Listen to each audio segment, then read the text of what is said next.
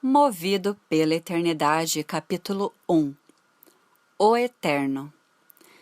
Ensina-nos a fazer o máximo com o nosso tempo e dá êxito aos nossos esforços. Sim, dá êxito aos nossos esforços. Salmo 90, versículos 12 e 17. O desejo da maioria das pessoas é viver uma vida que valha a pena. Isto é um direito e é uma aspiração que vem do coração de Deus. Foi o que Moisés pediu na oração que lemos acima. Ele começou pedindo sabedoria para fazer o máximo que pudesse com o seu tempo. Muitas coisas que perdemos na vida podem ser restauradas. No entanto, o tempo mal utilizado nunca pode ser recuperado. Depois que o sol se põe aquele dia, se vai para sempre. A oração termina com dá êxito aos nossos esforços. Frase que é repetida em seguida.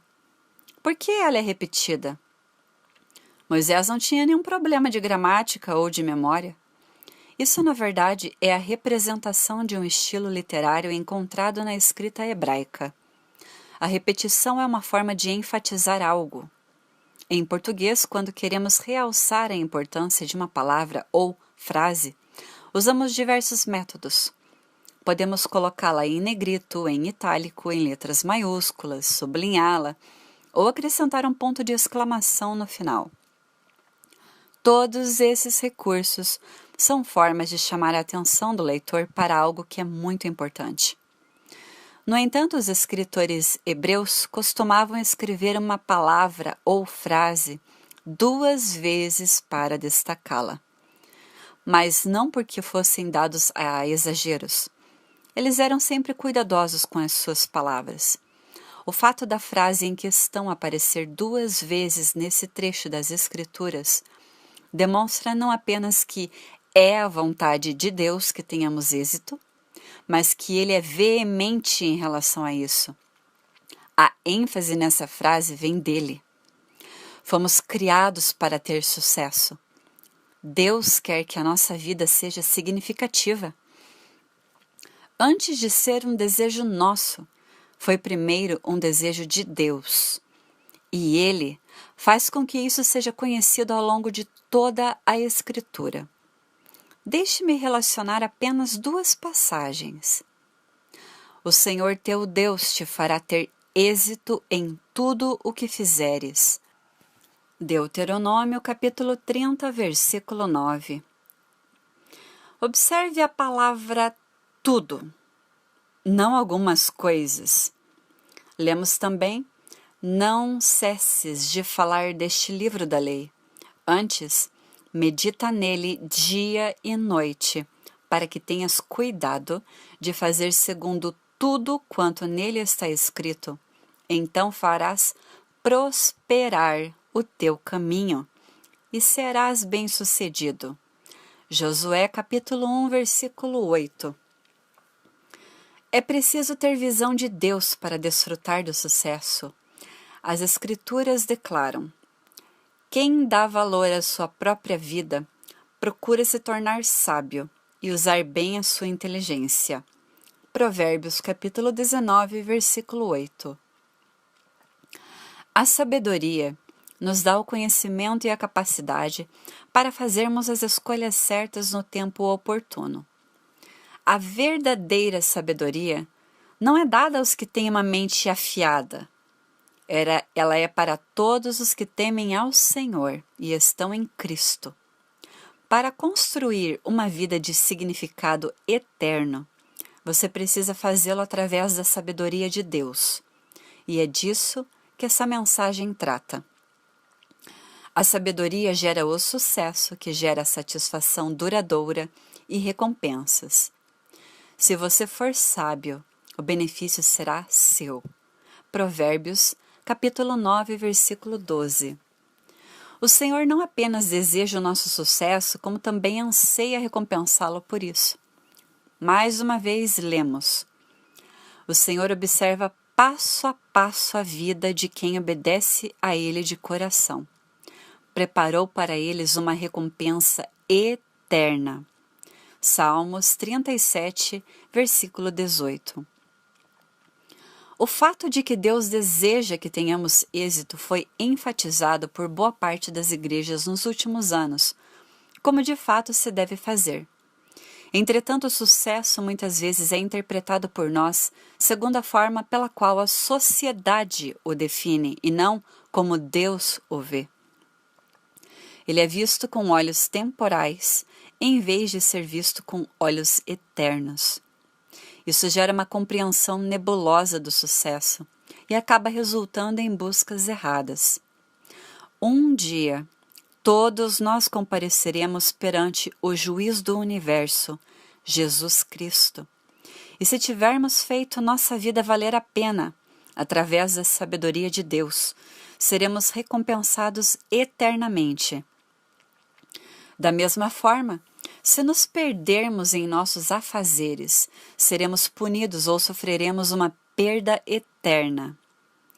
Sendo assim, seria sábio gastar tempo procurando descobrir o que Ele espera de nós.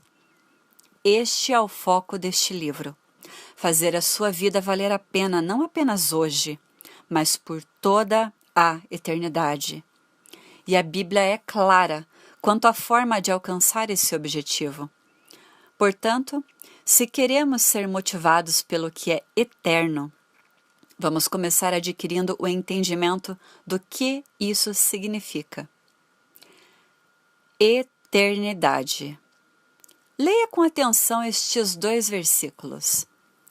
Ninguém pode entender a eternidade. Jó, capítulo 36, versículo 26. Ele pôs a eternidade no coração do homem. Eclesiastes, capítulo 3, versículo 11. Eternidade. O que é? Como pode ser definida? Como pode ser entendida? Um dicionário americano a define como tempo infinito, outro como estado de existência fora do tempo. Como um dicionário pode definir que a eternidade existe dentro do estado temporal e outro a definir como algo fora dele? E por que isto nunca foi questionado? Será que não questionaríamos 1 ou 2 livros científicos se eles definissem que algo em nosso mundo existe em estados diferentes? Suponhamos que um livro definisse um peixe como um vertebrado que vive na água e outro registrasse que ele vive em ambientes secos. Imediatamente chegaríamos à conclusão de que um deles estava errado e o jogaríamos fora. No entanto, por que não questionamos e jogamos fora uma das definições de eternidade dos dicionários? A verdade é que a eternidade não pode ser compreendida mentalmente. Nossas mentes são finitas e estão proibidas de captar conceitos relativos ao que é perpétuo ou eterno. Permita-me ilustrar o que digo. Pare por um instante e imagine onde se encontra o fim do universo. Pense nos seus limites exteriores. Se puder fazer isto, então o que você encontra na fronteira? Um muro? Do que ele é feito? Qual a sua espessura? Será que o lado externo do muro seria um ponto exato do fim do universo? Se for, o que há além da parte exterior do muro, mais espaço? Isso não viria a ser uma continuação do universo? Onde fica o fim? Apenas pare e pense nisto. Ou que tal um poço sem fundo? Pode se imaginar caindo em um buraco onde você nunca para de cair? Você nunca atingiria o solo, nem o veria. Apenas continuaria caindo e caindo, para sempre. 2 coisas, e não apenas uma, causam um curto-circuito em nosso raciocínio aqui. Primeiro, a ausência de fundo. Segundo, um tempo interminável de queda. É difícil de compreender e soa como um conceito de ficção científica. Mas existe um lugar assim, que é mencionado 7 vezes nas Escrituras. E quanto ao próprio Deus, o Criador do homem, faça uma pausa por um instante e pense em seu começo. Ou eu deveria dizer em seu não começo. As Escrituras afirmam que ele é de eternidade a eternidade. Se ele não nasceu, se ninguém o criou, então como ele começou a ser quem ele é? Como evoluiu? A verdade é que ele não evoluiu à condição de Deus, pois o salmista declara: antes que os montes nascessem e se formassem, de eternidade a eternidade, tu és Deus. Salmos 90, versículo 2. Medite nisto por algum tempo e você frustrará o seu raciocínio intelectual, pois como Jó escreveu, ninguém pode entender a eternidade. Colocada em nossos corações. O que na verdade é declarado como inatingível pela nossa mente natural, foi colocado em nosso coração pelo Criador. Nosso coração reconhece a eternidade. Ela nasceu em cada ser humano. É por isso que diz o insensato no seu coração: não há Deus. Salmos 14, versículo 1. ênfase do autor. Observe que o versículo não afirma, diz o insensato em sua mente. Há muitos ateus que negam enfaticamente a existência de Deus, mas bem lá no fundo, eles sabem que ele existe, pois essa certeza foi plantada bem no fundo de seus corações. Eles ainda não endureceram o coração até o ponto da total degeneração. Tenho um amigo que anos atrás era ateu convicto, ou ao menos pensava ser, e não permitia que ninguém testemunhasse para ele. Na verdade, certa vez arrancou a Bíblia das mãos de um colega de trabalho, atirou-a no chão e pisou nela, amaldiçoando o homem e sua Bíblia. Ele acusava aquele homem cristão de ser fraco e destituído de cérebro. Mais tarde, após anos de ateísmo confesso, ele passou a sentir fortes dores no peito. Os médicos o abriram para fazer uma cirurgia exploratória e imediatamente o fecharam. Os especialistas lhe disseram que ele tinha menos de 24 horas de vida. Deitado na cama naquela noite, ele percebeu que estava indo para o seu eterno lar e que não era absolutamente o lugar onde queria terminar. Como sabia disso, já que não permitia que ninguém compartilhasse as escrituras com ele?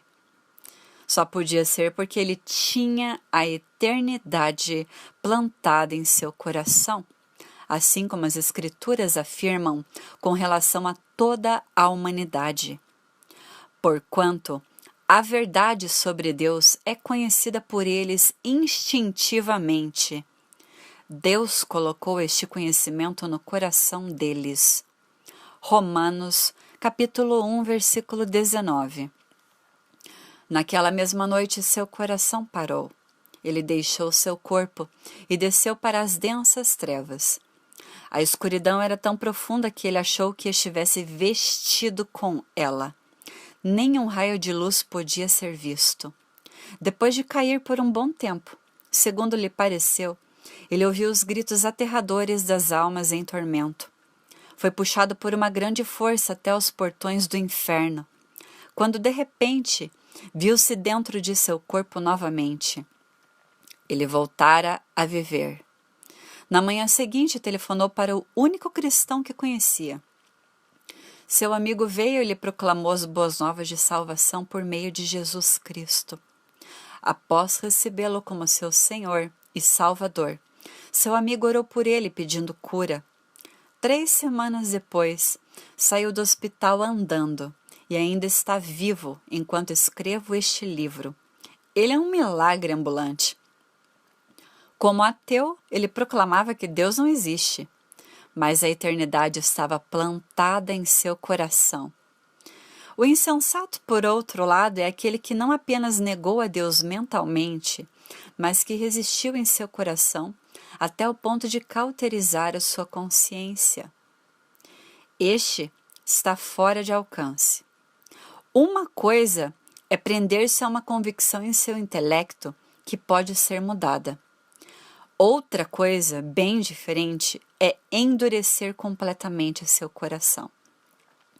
O dicionário bíblico New Unger's Bible Dictionary dá esta definição.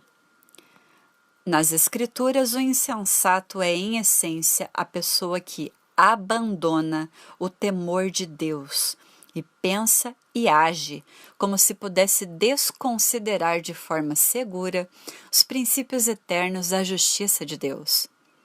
O insensato pode, na verdade, reconhecer Deus em sua mente, mas nega a existência dele em seu coração, o que se reflete na forma como vive. O temor de Deus é o que mantém nosso coração ao alcance do Espírito Santo. Se esse temor se perder, não restará qualquer esperança para nós. Paulo disse: Irmãos, descendência de Abraão, e vós outros os que temeis a Deus, a nós nos foi enviada a palavra desta salvação. Atos, capítulo 13, versículo 26. ênfase do autor. Somente aqueles que temem a Deus são capazes de ouvir as palavras de vida eterna. Definindo eternidade. A eternidade foi plantada em nossos corações, muito embora seja impossível compreendê-la com o nosso intelecto. Sendo assim, para que possamos defini-la, peço que você ouça seu coração. Na verdade, faça o mesmo para se beneficiar de todo este livro. Como fazer isso? Em primeiro lugar, reconheça que você precisa do Espírito Santo e peça-lhe ajuda. O que já fizemos, veja na introdução. Ele terá comunhão com o seu homem interior e não com a sua mente. Em segundo lugar, faça pausas para refletir e meditar quando seu coração tiver sido tocado ou for envolvido por certas declarações e verdades. Não leia este livro correndo. Se fizer isso, o benefício a ser recebido poderá ser limitado. Para usufruir de todo o impacto da palavra eterna de Deus, siga estes 2 passos e você será transformado para sempre. Davi disse: guardo no coração as tuas palavras para não pecar contra ti. Salmos 119, versículo 11. Não leia simplesmente para ter um entendimento intelectual, que pode ser facilmente esquecido ou perdido, mas permita que a palavra de Deus seja escondida em seu coração por meio da contemplação e da oração. A eternidade dura para sempre. Ela não tem fim. Entretanto, não se trata simplesmente de um tempo que jamais acaba. Falar da eternidade em termos de durabilidade perpétua é perder a ideia geral. Para capturar melhor a visão da eternidade, precisamos olhar para o próprio Deus. Ele não é limitado em poder, conhecimento, sabedoria, compreensão ou em glória, para citar apenas algumas de suas características. Ele é autoexistente. Para sempre foi e para sempre será Deus. Ele é chamado de Pai Eterno. Algumas traduções da Bíblia dizem Pai da Eternidade. Ele também é chamado de Rei da Eternidade. Tudo o que é eterno encontra-se nele. Tudo o que está fora dele é temporal e sofrerá mudança. Não importa o quanto alguma coisa pareça boa, nobre, poderosa ou duradoura, no final ela deixará de existir. Até a Terra e o Universo sofrerão mudanças, mas ele não. No princípio, Senhor, lançaste os fundamentos da terra, e os céus são obra das tuas mãos. Eles perecerão. Tu, porém, permaneces. Sim, todos eles envelhecerão qual vestido. Também qual manto os enrolarás, e como vestidos serão igualmente mudados. Tu, porém, és o mesmo, e os teus anos jamais terão fim. Hebreus capítulo 1, versículos 10 a 12. Ele não apenas jamais deixará de existir, como também permanecerá eternamente o mesmo. As Escrituras declaram: pois toda a carne é como a erva, e toda a sua glória como a flor da erva. Seca-se a erva e cai a sua flor. A palavra do Senhor, porém, permanece eternamente. Ora, esta é a palavra que vos foi evangelizada. 1 Pedro, capítulo 1, versículos 24 e 25. Ele é eterno, portanto, o que ele diz é eterno. Ele não pode mentir, nem o que diz pode ser quebrado. Se não fosse assim, tudo se precipitaria na escuridão total, pois Deus é luz e sustenta todas as coisas pela sua palavra. Nunca pode haver mudança naquilo que ele diz. Do contrário, não seria mais eterno. Esse é um firme fundamento sobre o qual podemos edificar as nossas vidas. Julgamentos eternos. Muitas pessoas hoje em dia não estão edificando suas vidas sobre o que é eterno, a palavra de Deus, mas sim sobre o pensamento cultural, as tradições, suposições e percepções emocionais a respeito de quem Deus é. Isso não se aplica somente a pessoas que não são cristãs, mas a muitos crentes também. É assustador acreditar em algo temporal como se fosse a verdade eterna. Se esse for o seu caso, seu fundamento está defeituoso e por causa dele você está prestes a cair. Você está acreditando em uma mentira e vivendo num estado de total engano.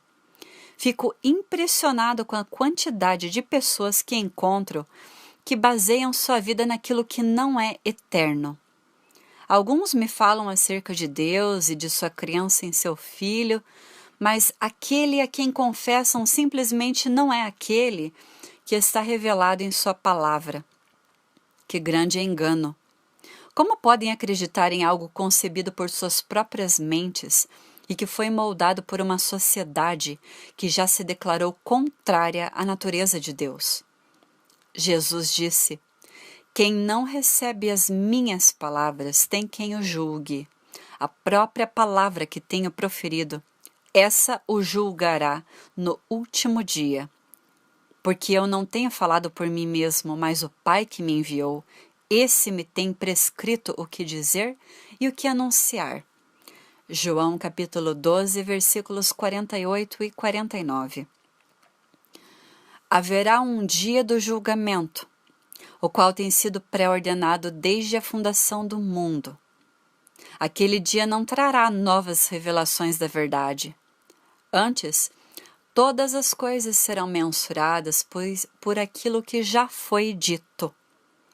A palavra de Deus que já possuímos nos julgará naquele último dia. Ela é eterna. Ela é definitiva. Não haverá exceções, alterações, revisões. Não seria de grande proveito conhecer e viver de acordo com o que ele diz em vez de supor o que ele teria dito?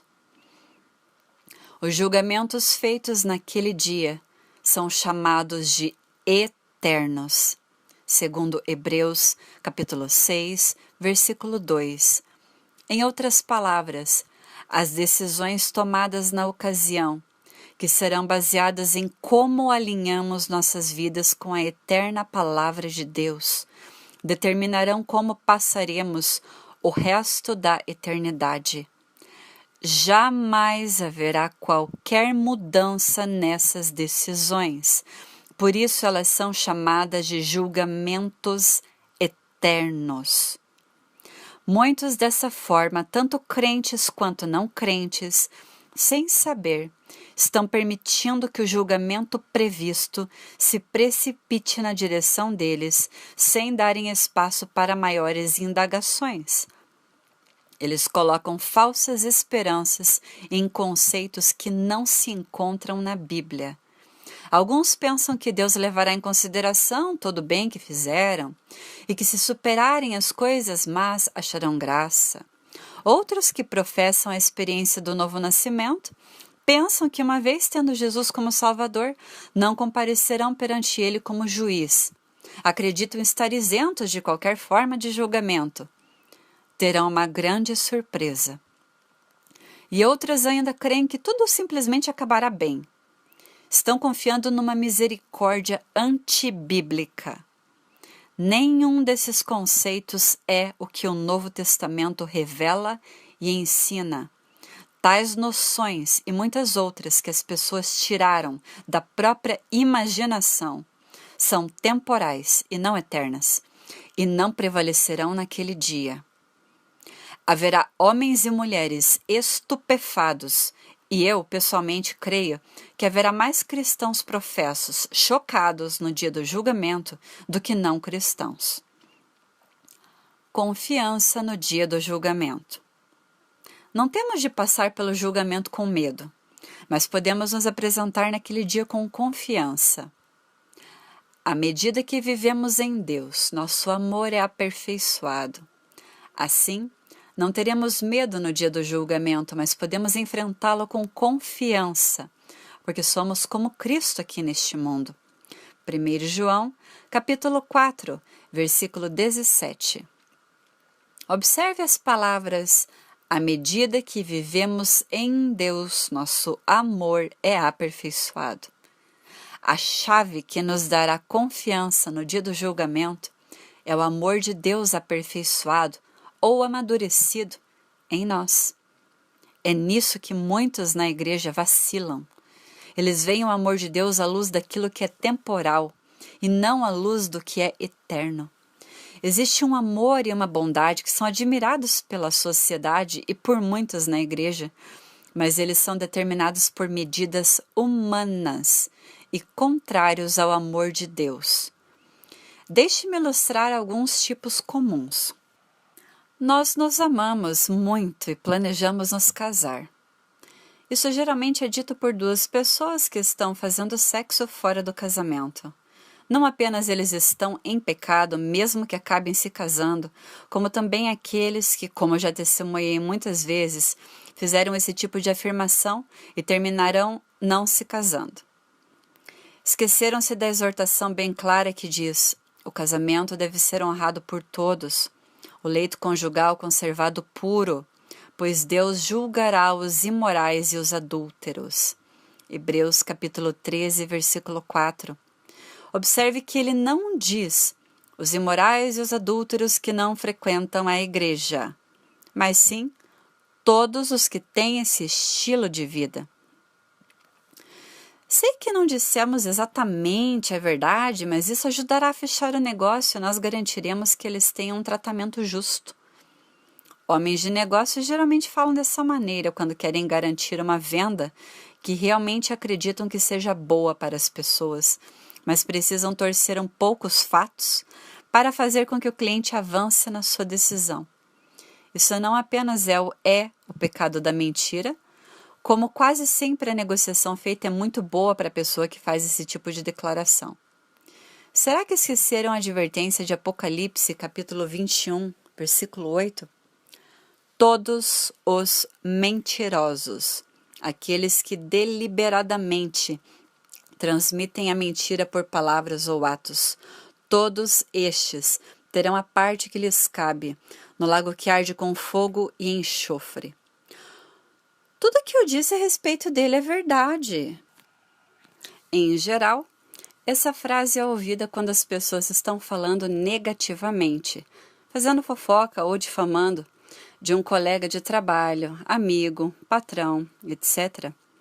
Elas podem agir como se amassem a pessoa ou estivessem preocupadas, mas na verdade trata-se de difamação.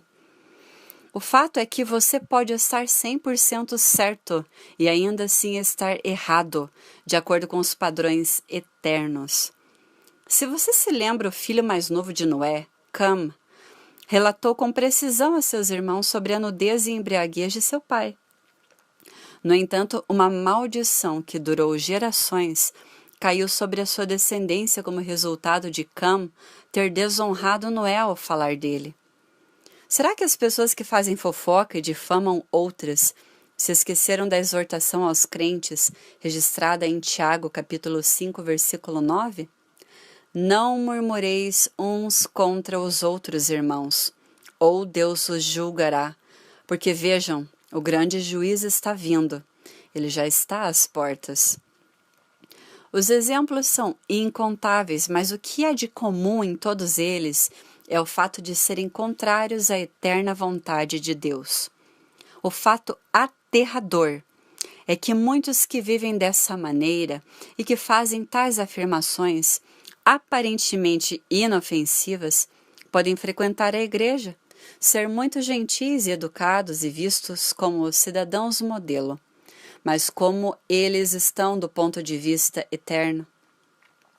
João deu a resposta sobre como aperfeiçoar, amadurecer o amor de Deus em sua carta. Aquele que diz, eu o conheço, eu o sinto, reconheço, entendo e tenho intimidade com ele, Jesus Cristo, e não guarda os seus mandamentos, ensinamentos, é mentiroso. E nele não está a verdade do Evangelho. Aquele, entretanto, que guarda, valoriza a sua palavra, que tem em mente os seus preceitos, que observa a sua mensagem na sua totalidade, nele verdadeiramente tem sido aperfeiçoado o amor de Deus. 1 João, capítulo 2, versículos 4 a 5. Lembre-se de que é o amor de Deus aperfeiçoado, amadurecido, que nos dá confiança para nos apresentarmos perante o nosso juiz. João deixa claro que o amor de Deus é aperfeiçoado ao guardarmos os seus mandamentos e não nos portando de uma maneira que seja boa aos olhos da sociedade. Tenha em mente que Eva não foi atraída pelo lado mau da árvore do conhecimento do bem e do mal, mas pelo lado bom. A mulher viu que a árvore era bonita e que as suas frutas eram boas de se comer. Gênesis capítulo 3, versículo 6. ênfases do autor. Há um bom e belo aos olhos e ao raciocínio do homem que é contrário ao eterno amor de Deus. Trata-se de algo que não é eterno e que não durará. As Escrituras também afirmam que não podemos observar uma parte dos mandamentos de Deus e acreditar que teremos confiança no dia do julgamento. É quando observamos atentamente a sua palavra na sua totalidade que o amor de Deus é amadurecido. É por isso que Deus nos dá graça. Ela nos dá a capacidade de obedecer a sua palavra completamente e de uma forma aceitável. Por isso, recebendo nós um reino inabalável, retenhamos a graça pela qual sirvamos a Deus de modo agradável. Hebreus capítulo 12, versículo 28. A chave é saber o que o rei deseja e busca, e não o que parece bom aos olhos da sociedade ou esteja de acordo com o raciocínio humano. Por este motivo Deus nos diz: e não vos conformeis com este século, mas transformai-vos pela renovação da vossa mente, para que experimenteis qual seja a boa, agradável e perfeita vontade de Deus. Aquilo que pode parecer bom para a nossa cultura pode ser uma afronta aos desejos de Deus, o Eterno. Permita-me usar uma ilustração. Estou neste instante sentado em um hotel em Singapura, onde estarei pregando para aproximadamente 20.000 pessoas neste final de semana. Já estive nesta grande nação muitas vezes. Também preguei o evangelho na Holanda em algumas ocasiões. Na Holanda não é contra a lei ter maconha nos bolsos ou até mesmo fumá-la em público. As pessoas podem fumá-la legalmente, sem sofrer qualquer penalidade. No entanto, em Singapura, se uma pessoa for apanhada com uma certa quantidade de drogas, e uma quantidade bem pequena, ela será presa e punida severamente. Se ela for apanhada com determinadas drogas, a punição é morte por enforcamento. Quando vamos para Singapura, vemos escrito no cartão de entrada: morte aos traficantes de drogas nos termos da legislação de Singapura. Ora, você pode imaginar um jovem holandês que fuma maconha regularmente viajando para Singapura e compartilhando a sua erva com os singapurianos? Ele diz satisfeito a esses novos amigos: ei, rapazes, esse negócio é demais. Acalma, dá uma onda legal e tira todas as suas frustrações. Vocês não querem experimentar um pouco? Eu teria prazer em compartilhar com vocês. Ele é preso imediatamente e fica em estado de choque. Por que vocês estão me prendendo? É a primeira pergunta que sai da boca dirigida aos policiais. O dia do julgamento chega e ele está de pé diante do juiz, acreditando de todo o seu coração que aquilo é algum tipo de obra do acaso.